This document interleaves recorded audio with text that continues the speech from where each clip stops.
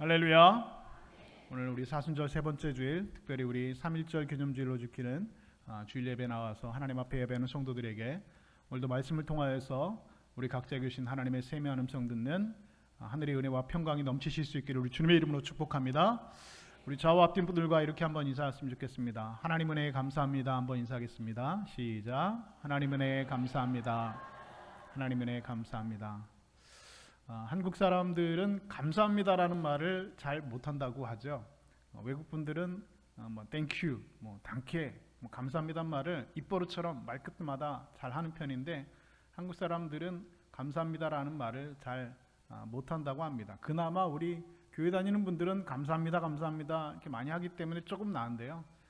우리가 여러분 감사의 고백들은 입술의 고백으로 하나님 앞에 드리는 것이고 또 우리 사람에게 그런 고백들이 많아질 때 우리의 삶 가운데 정말로 우리의 말의 그 고백대로 감사의 풍성한 은혜가 우리 삶 가운데 풍성하게 넘치게 될 줄로 믿습니다.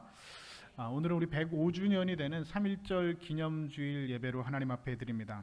3.1운동이 어느새 105주년을 기념하는 날이 되었습니다. 1919년 3월 1일 날 그 만세의 그 함성 소리가 지금도 우리에게 들린 듯합니다. 3.1운동의 정신은 여전히 우리 민족의 가슴마다 멈춰지지 않고 고동치고 있습니다. 대한민국이 건국되고 나서 많은 혁명이 있었고 또 정권 교체가 있었고 또 수많은 헌법 개정이 있었지만 현재까지 우리 대한민국 헌법 전문의 첫 문장은 이렇게 시작을 하고 있습니다. 우리 대한민국은 3.1운동의 숭고한 독립 정신을 계승하고 이렇게 헌법 전문이 시작을 하고 있죠. 지금의 대한민국은 이렇게 3.1운동의 숭고한 독립 정신을 숭고하게 계승하고 있는 나라입니다. 이만큼 3.1운동은 이 나라의 건국의 정신이 지금까지도 되어지고 있습니다. 그럼에도 불구하고 우리들은 흔히 생각하기를 3.1운동은 단순히 민족의 독립을 위한 하나의 권기운동 중에 하나쯤으로 여기는 그런 경우들이 상당히 많이 있습니다. 그러나 분명한 것은 3.1운동의 근본 정신은 이 땅에 하나님의 공의를 실현하겠다는 생각에 시작돼선 비폭력 신앙운동이었다라고 하는 사실입니다. 그리고 그 3.1운동의 중심에는 한국교회가 있었습니다. 여러분 잘 아시는 3.1운동의 민족대표 33인 중에 16명이 기독교인이었고 그 중에 12명이 교회 목사였습니다. 실제로 3.1운동을 위해서 전국에 흩어져 있는 교회들이 전국적인 연락망이 되어서 조직적인 준비를 하고 거사를 감행하게 되었습니다. 그 당시 3.1운동 당시에 조선 총독부의 공식 기록에는 집회 인수가 106만 명으로 공식 기록이 남아져 있습니다.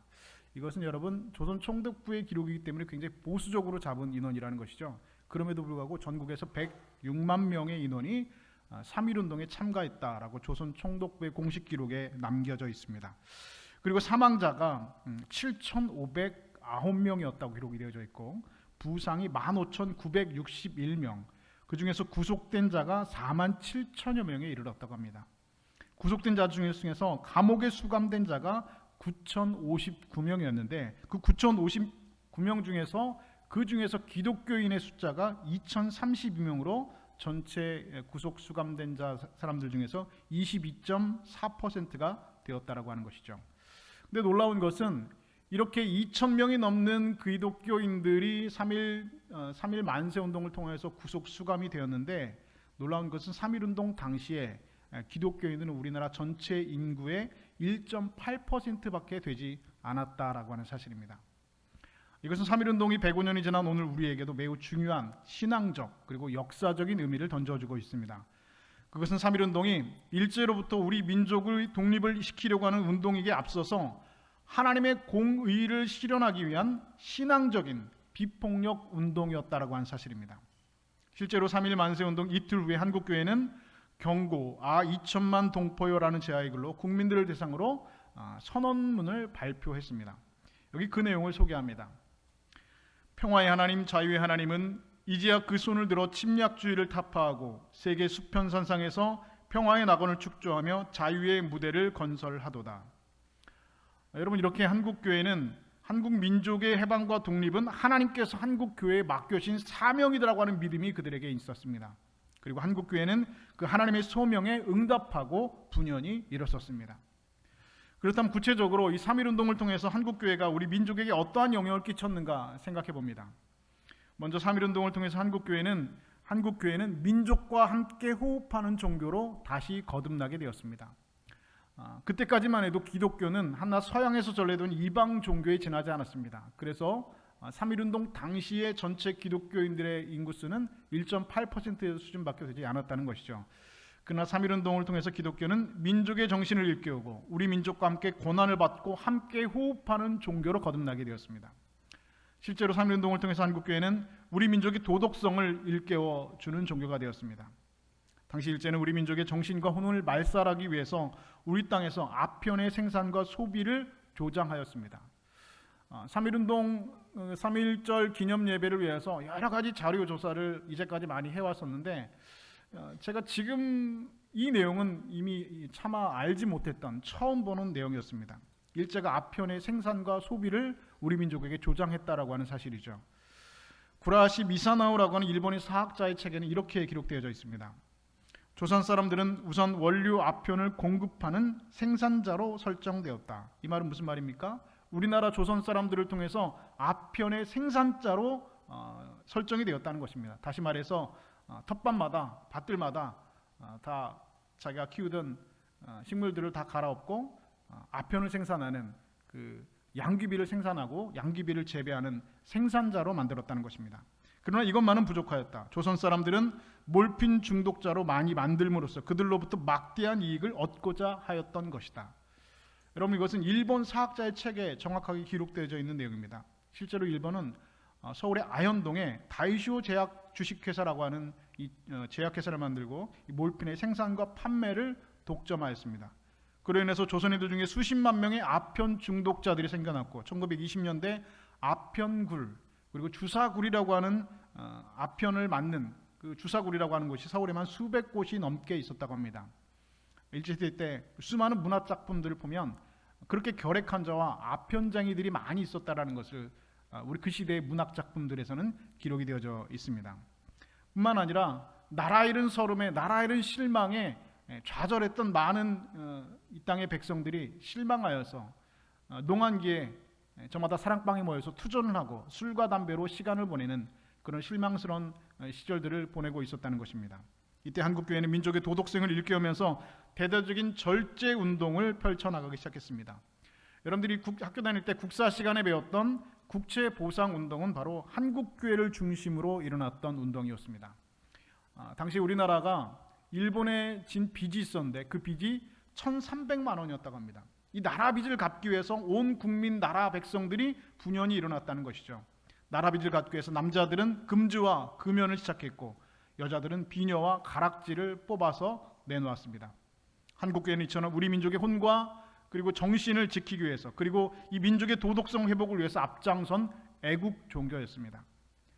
그러나 오늘 105주년 3.1절 기념주의를 맞이하는 우리의 모습은 이러한 정신이 많이 퇴색해 버린 것 같아 안타까움을 짓게 됩니다. 3.1운동 당시에는 교회가 이처럼 모든 사람들에게 정신적인 지주였고 모든 사람들에게 삶의 방향을 제시해주는 강력한 영향력을 제시하는 영향력 있는 그런 종교였습니다. 그러나 지금은 오히려 교회가 세상에 영향력을 미치기보다는 오히려 세상의 영향을 받고 있는 그런 서글픈 현실로 변해버렸음을 우리는 부인할 수 없습니다. 오늘 우리는 이스라엘 해방의 역사를 기록한 출애굽기 말씀을 펴놓고 이 말씀을 통해서 오늘 우리들 이 땅의 그리스도인들이 감당해야 될 시대적 사명들을 다시 한번 확인해 보고자 합니다.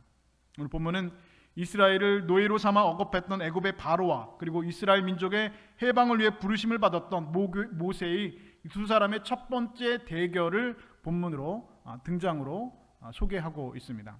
여기서 우리는 이 민족의 해방과 독립의 본질은 무엇이고 또한 우리가 싸워야 될 싸움의 대상과 내용은 무엇인가를 함께 발견하고자 합니다. 첫 번째로 바로와 모세의 대결은 세상의 권력과 신앙과의 대결, 세상의 권력과 신앙과의 싸움이었습니다. 오늘 본문 1절을 보면 모세는 바로를 만나서 이렇게 이야기합니다.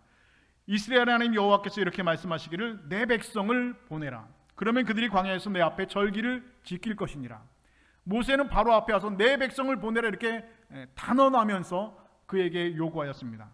모세가 바로에게 왜 우리 민족을 못 살게 굽니까? 우리 민족을 해방시켜 주십시오.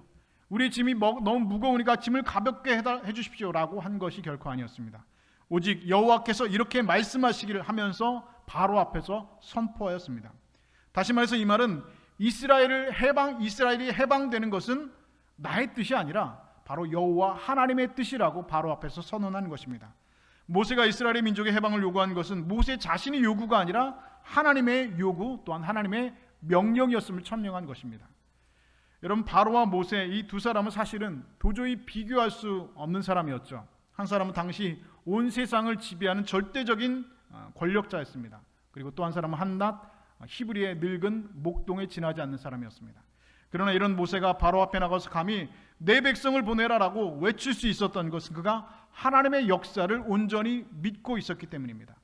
아무리 인간이 하나님을 방해한다고 해도 인간의 역사를 이끌어 나가는 것은 하나님이시라는 것을 그의 마음 가운데 굳게 믿고 있었기 때문입니다. 하나님께서 히브리 민족을 해방시키기로 작정하셨고 마음을 먹은 이상 그것을 막을 수 있는 사람은 없다라고 하는 그 믿음 때문에 모세는 바로 앞에 너무나 당당히 서서 그에게 선포할 수 있었다는 것이죠. 그 권력자 앞에서 한낱 히브리의 늙은 목동이 이렇게 선언할 수 있었던 것은 그의 마음 가운데 민족을 향한 뜨거운 열정과 그리고 하나님을 향한 굳센 믿음이 위에 기초하고 있었다는 것입니다. 그러나 여러분, 바로는 절대로 전혀 그렇게 생각하지 않았습니다. 그는 인간의 역사를 움직이는 것은 하나님이 아니라 바로 나 자신, 파라오, 바로 이 세상의 권력을 모두 쥐고 있는 바로 자신이라고 그는 믿었습니다. 그리고 스스로 인간의 역사를 그가 스스로 주도하려고 노력했습니다. 우리 인류의 역사를 보면 이런 사람들은 얼마든지 많이 있었습니다. 나폴레옹이 그랬고 히틀러가 그랬고 일본 제국이 그러했습니다. 또한 오늘날에도 수많은 권력자들이 이런 생각을 가지고 살아가고 있습니다. 내가 스스로 인간의 역사를 써나간다라고 하는 생각. 이들은 한결같이 자신들이 인간의 역사를 이끌어간다고 생각했습니다. 그러나 105년 전 우리의 신앙의 선배들은 모세와 같은 그런 신앙적인 눈을 가지고 있었습니다. 그들은 역사를 움직이는 것은 인간이 아니라 하나님이시라고 하는 그런 확신을 가지고 있었습니다. 그래서 맨손에 태극기만을 들고 총칼을 가진 일본 제국주의에 맞서서 비폭력 운동을 벌여나갈 수 있었다는 것입니다. 그러므로 3.1운동은 우리 대한민국의 대한의 독립이 곧 하나님의 진리라고 하는 그런 확고한 믿음 위에 기초한 운동이었습니다. 당시에 미국 기독교 협의회 보고서에는 이런 글이 쓰여져 있었습니다. 지금 기독교인은 전국에 영향을 미치고 있습니다. 기독교인만이 현 시점에서 국제 정세에 정통하여 민족 자결의 횃불을 들겠다고 각오한 사람들입니다. 그것도 시간적으로 보아 가장 적합한 때를 판단할 만큼 안목이 튀어 있었습니다. 기독교인은 이와 같은 박력 있는 행동과 의미 있는 삶의 각오가 없었더라면 이처럼 독립만세운동이 전국에 무섭게 확산되지는 못했을 것입니다. 기독교인만이 참혹한 식민정책에서 소망을 포기하지 않았던 유일한 부류의 조선인입니다. 여러분, 3.1운동이 3월 1일로 정해진 이유가 있다고 합니다. 원래는 3.1운동은 3월 3일 날 하기로 정해져 있었다고 합니다. 다시 말해서 고종의 장례식이 끝난 이후에 바로 그 3.1 만세 운동이 시작되려고 계획했다는 것이죠. 그러나 3월 2일이 주일이었기 때문에 주일날 기독교인들은 예배를 드려야 되기 때문에 3월 2일날 예배를 드려야 되기 때문에 3.1 만세 운동이 하지 못하고 토요일 날인 3월 1일날 3.1 만세 운동을 하기로 결정이 되었다고 합니다. 앞에서 읽어드렸던 미국에 보고된 그런 미국의 기독교 보고서에 협의회에 보고된 보고서의 내용처럼 당시 기독교인들은 그 상황 속에서 하나님의 뜻이 무엇이었는지 분명히 볼 줄 아는 사람들이었습니다. 그들은 국제 정세를 읽을 줄 아는 사람들이었고 한 시대를 내려다볼 수 있는 그런 안목을 가지고 있었던 사람들이었습니다. 그리고 목숨을 걸고 정의를 실현할 줄 아는 삶의 각오가 있었습니다. 이것이 3.1운동을 주도했던 우리 믿음의 선배들이 가졌던 신앙의 열정입니다. 독일의 나치 시절 독일 교회는 히틀러가 기독교에 큰 도움을 줄 것이라고 생각하고 그를 열렬히 지지했습니다. 그리고 독일 국민들은 히틀러를 투표함으로 그를 총통에 추대했습니다. 이렇게 독일 교회가 히틀러를 지지했다라고 하는 사실은 많은 사람들이 알지 못하는 내용입니다. 그러나 독일의 본회포 목사는 히틀러의 악마성을 보고 있었습니다. 그리고 독일 교회와는 전혀 다른 길을 걸었습니다. 그는 히틀러 정권에 저항운동을 하면서 교회는 하나님의 메시지를 구체적으로 사람들에게 선포하기 위해서 존재하며 정의와 양심을 따르는 신앙 공동체가 되어야 된다. 그는 본회포 목사는 선언했습니다. 그리고 히틀러 저항운동을 하다가 옥중에 갇혔던 보네포는 옥중에서 이런 말을 글로 남겼습니다. 교회는 이 세상 안에서 세상과 더불어 세상을 위해 존재하고 세상을 위해 고통받아야 한다. 우리들도 보네포처럼 역사와 교회를 보는 그런 안목이 반드시 필요합니다. 독일교회가 보네포의 그 외침을 들었더라면 그 무서운 나치의 피비린내라는 그런 전쟁은 아마 없었을 것입니다. 오늘 시대 한국교회 그리스도인들도 오늘의 이 시대와 역사를 보는 그런 안목이 반드시 있어야 할 것입니다. 남서울교회 원로 목사님이신 홍정길 목사님이라는 분이 계십니다. 여러분이 평소 주일 설교를 할 때 강요 설교로 아주 재미없고 아주 졸립게 설교하시는 분으로 유명한 분입니다. 성경 이외의 이야기는 별로 하시지 않는 그런 어른입니다. 그런데 하루는 전두환 정권 시절에 이여론이 주일 설교 시간에 신명기를 설교하면서 설교 도중에 이런 얘기를 하셨습니다. 여러분, 이 정권은 반드시 망해야 하는 정권입니다. 아니, 이 정권은 망할 수밖에 없는 정권입니다. 나라가 이렇게 가면 큰일 납니다. 한국교회가 이렇게 두면 안 됩니다. 이렇게 설교했다는 것이죠. 당시에는 여러분 이 땡전 뉴스라고 해서 9시가 땡 하면 오늘 전두환 대통령 각하께서는 하면서 뉴스가 시작하던 시절이었습니다. 저도 그 시절의 뉴스가 선명하게 기억이 납니다. 신문도 정부가 내려주는 보도 지침대로 신문기사가 쓰여지던 그런 서슬퍼런 권력의 시절입니다. 모두가 숨지겨 살던 그런 시절입니다. 그런데 백주대 나대 주일설교에 이 정권이 망해야 하는 정권이다라고 어른이 설교했다는 것이죠. 그런데 이렇게 설교했을 때 당시에 은혜를 받는 분들도 계셨고 이 설교에 굉장히 불쾌해하는 분들도 그 자리에 계셨다는 것입니다. 왜냐하면 현직 대통령을 욕한 것이기 때문이죠. 그런데 현재 이 시대의 전두환 정권에 대한 역사적인 평가는 이미 끝나 있습니다. 그는 구속되었고 추징금과 실형을 받았고 얼마 전에 그 추징금을 완전히 납부하지 않고 끝내 사과 한마디 없이 국민들이 곱지 않은 시선 속에서 얼마 전에 사망했습니다. 만약 그때 그렇게 말하는 그 교회 어른이 하나 없었다고 한다면 여러분 어떠했을까? 한국교회가 그저 너 구원받았네, 나 구원받았네, 우리 구원받았네, 죄 많은 이 세상은 내 집 아니네, 나 천국 가서 나 예수 믿고 천국 가면 된다 하는 신앙으로 일관했다면 여러분 어떻게 됐겠습니까? 오늘 저와 여러분은 이 시대를 살아가면서 우리들에게 어떤 시대 정신을 가지고 살고 있는지, 우리들이 어떤 시대 정신을 지금 가지고 이 시대를 살아가고 있는지 생각해 봅니다. 우리는 그동안 너무 먹고 사는 문제에만 급급하지는 않았는지, 눈앞에 작은 이익에 우리가 매몰되어 살면서 그리스도인들의 이 시대적인 사명들은 우리가 외면하고 살진 않았는지 우리 스스로에게 자문해 봅니다. 간절히 바라기는 오늘 3.1절 기념주의를 우리가 맞이하면서 우리 믿음의 선진들의 이 신앙의 열정들을 우리가 다시 한번 기억하면서 다시 한번 통렬한 자기 반성을 통하여서 이 시대를 꿰뚫는 안목을 가지고 이 시대를 향한 하나님의 뜻이 무엇인가를 생각하고 이 일을 위해서 결단하고 행동할 수 있는 그런 그리스도인들 다 되실 수 있기를 우리 주님의 이름으로 축복합니다. 두 번째로 바로와 모세의 대결은 인간의 존엄성을 회복하기 위한 그런 싸움과 대결이었습니다. 바로는 이스라엘 사람들이 인권에 대해서 전혀 관심이 없는 사람이었습니다. 바로의 관심은 어떻게 하면 더 많은 일을 시켜서 그들에게 더 많은 일을 시켜서 자신의 욕심을 채울 수 있는가 하는 것이었습니다. 바로는 모세와 아론의 이와 같은 요구와 이와 같은 주장에도 불구하고 그 주장을 받아들이지 않았습니다. 나는 하나님을 알지 못한다. 어찌하여 너희들이 그런 주장을 하느냐 하면서 오히려 이스라엘 백성들의 노역을 더 심하게 명령하는 사람이 바로 바로였다는 것이죠.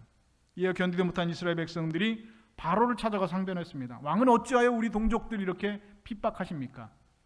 이 항변은 민족 차별에 대한 항변이고 억압과 인권 파괴에 대한 그런 항변이었습니다. 인류 역사를 볼 때 교회는 언제나 이 항변의 최전방에 서 있었습니다. 하나님의 뜻을 무시하고 인간을 억압하고 착취하는 정치 권력을 향해서 교회는 이제껏 잠잠한 적이 없었습니다. 언제나 앞에 서서 어찌하여 백성들을 이같이 합니까? 라고 하면서 인간의 권리를 회복시키기 위해서 노력해 왔습니다. 인간은 하나님의 지으심을 받은 귀한 존재임은 여러분 다 알고 계시죠?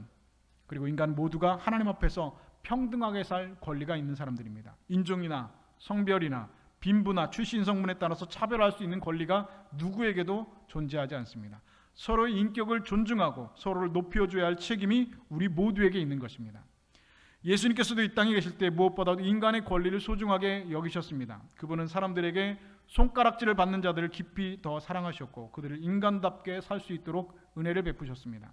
한 사람의 생명은 천하와도 바꿀 수 없는 귀한 것이라고 말씀하셨습니다. 예수님께서는 이처럼 버림받은 자의 인간적인 권리를 회복시켜 주셨습니다. 그분은 세리들과 창녀들과 병든 자들을 친구로 삼으셨습니다. 그분의 이러한 사고와 그분의 이러한 주장은 당시로서는 굉장히 파격적인, 있을 수 없는 생각이었고 있을 수 없는 정신이었다는 것이죠. 3.1운동 당시 기미독립선언문에서는 우리가 두 가지 정신을 찾아볼 수가 있습니다. 그것은 바로 민족자주와 인권존엄 사상입니다. 기미독립선언문의 전문의 그 내용을 잠시 읽어드립니다. 새하늘과 새 땅이 눈앞에 펼쳐지느나 심의 시대는 가고 도의의 시대가 오느나 지나간 세기를 통하여 깎고 다듬어 키워온 인도 정신이 바야흐로 새 문명의 서광으로 인류의 역사 위에 던지기 시작하느나 오늘 우리들이 이 거사는 정의, 인도, 번영을 찾는 결의의 요구인 오직 자유의 정신을 발휘한 것이라. 오늘 우리가 이 글을 볼 때에는, 이 기미독립선언문을 볼 때는 참 옳은 말이구나 라고 생각되어질 수 있지만, 그 당시에 105년 전에 자유, 정의, 인도, 도의 이와 같은 개념들은 여러분 존재도 하지 않은 시절이었습니다. 그러나 기미독립선언문의 전문에는 이와 같은 인간 존엄 사상과 이와 같은 인간 주권의 존엄 사상이 분명히 기록되어져 있다는 것입니다. 여러분, 오늘 여러분의 주위를 둘러보셨으면 좋겠습니다. 소외된 자가 우리에겐 혹 없는지, 고통당하면서 외롭게 있는 자가 없는지, 인간으로서 정당한 대접을 받지 누리지 못하고 그 권리를 누리고 못하고 사는 자가 없는지 우리는 돌아봐야 합니다. 예수님처럼 또한 3.1운동을 일으켰던 105년 전 우리 믿음의 선배들처럼 그들의 인간적인 권리를 찾아주고 인간의 존엄성을 찾아오는 이 땅의 좋은 그리스도인들, 저와 여러분들 다 되실 수 있기를 주님의 이름으로 축복합니다.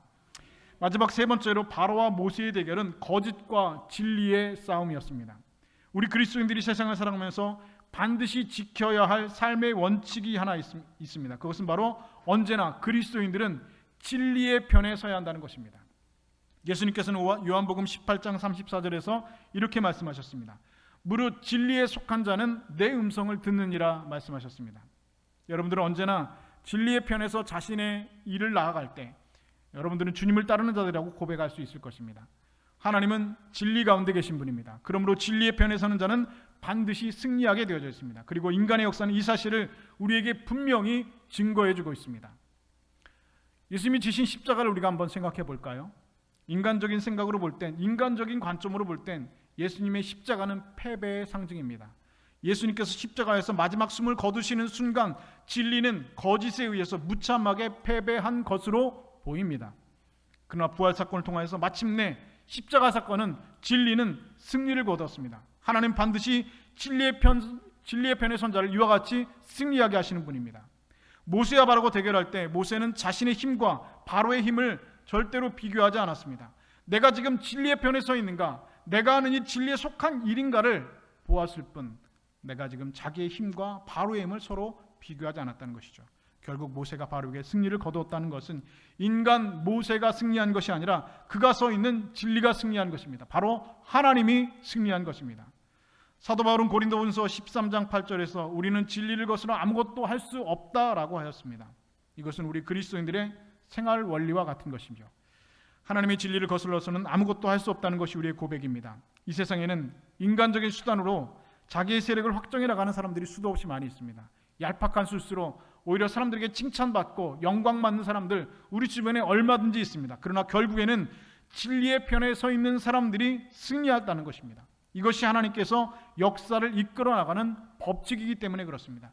진리의 편에 서는 것이 하나님의 백성들이 서야 될 자리이고 진리의 편에 서는 것이 반드시 승리할 것이라는 믿음이 없이는 우리는 이 세상을 살아가기가 힘들다는 것입니다. 세상과 끊임없이 타협하게 되고 세상에 끊임없이 우리는 고개 숙이게 될 것입니다. 그리고 끊임없이 절망의 역사를 우리 개인의 역사로 써나가게 될 것입니다.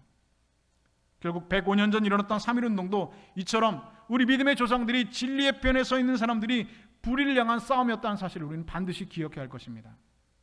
우리 인간적인 눈으로 볼 때는 분명 3.1운동은 실패한 역사입니다. 그리고 실패한 운동입니다. 3.1운동은 6개월 동안 일어났습니다. 조선 총독부의 기록에 보수적으로 잡힌 인원이 109만 명의 조선의 삼천리반도 방방곡곡에 있는 모든 민중들이 일어나서 3.1 독립운동, 대한독립 만세를 외치면서 분연히 길거리마다 쏟아져 나와서 잡아가면 또 나와서 3.1운동 만세운동, 잡아가면 또 나와서 대한독립 만세를 불렀습니다. 이 기간이 6개월이 지났습니다.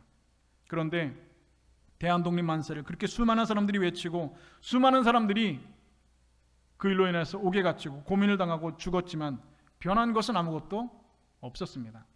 1919년 3.1운동 이후 6개월 동안 3.1 만세운동이 전국 삼천리 방방곡곡에 있었지만 변한 건 아무것도 없었습니다. 인간적인 눈으로 볼 때는 실패한 것입니다. 당장에는 진리가 이와 같이 패배한 것으로 보였지만 결국에는 8.15 광복으로 진리가 승리하는 것을 다시 한번 확인하게 되었습니다. 오늘 여러분들은 언제나 진리 편에 서는 그리스도인들 되실 수 있기를 주님의 이름으로 축복합니다. 때로는 진리의 편에 서는 것이 나에게 손해를 보고 진리의 편에 서는 것이 나에게 괴롭고 말 못한 안타까움이 있다고 할지라도 여러분 진리의 편을 떠나서는 안 되는 것입니다. 왜냐하면 언제나 하나님께서는 진리의 편에 서시고 하나님은 진리이시고 그리고 진리의 편에 서는 자를 반드시 승리로 이끌어주신다는 그런 역사를 우리는 눈으로 확인하고 알고 있기 때문입니다. 진리 하나님께서 반드시 진리의 편에 서는 자를 승리하게 하실 줄로 믿습니다. 사랑하는 여러분, 105년 전 1919년 3.1운동을 일으켰던 우리의 믿음의 선배들 뿐 아니라 오늘을 살아가는 이 시대의 그리스도인들, 바로 저와 여러분들 역시 여러분 이 선한 싸움을 여전히 싸우고 있습니다. 모세가 바로와 그렇게 지금 대결을 하고 있는 것처럼 오늘 저와 여러분들도 이 시대를 살아가면서 이 진리의 싸움과 이 선한 싸움을 우리는 싸워가고 있습니다. 이 시대를 향한 하나님의 뜻을 반대하는 사탄의 어둠의 세력들과 힘있게 싸우시는 여러분 되실 수 있기를 주님의 이름으로 축복합니다. 인간의 존엄성을 파괴하는 악한 세력들과 싸워야 합니다. 언제나 진리 편에 서서 거짓에 대항해서 나아가시기 바랍니다. 그렇게 악에게 지지 말고 오늘 선으로 악을 이기며 그 선한 싸움 싸워나가며 오늘 이 시대를 향한 하나님의 뜻을 분별하여서 우리 후손들에게 그날의 대한독립 만세의 그 외침이 더 큰 함성이 되어 울려 퍼지도록 우리 조국 대한민국을 위해 더 사랑하고 나라 민족을 위해서 항상 깨어 기도하는 이 시대에 깨어있는 그리스도인들, 조국을 사랑하는 나라 사랑하는 그리스도인들 다 되실 수 있기를 우리 주님의 이름으로 간절히 축원드립니다.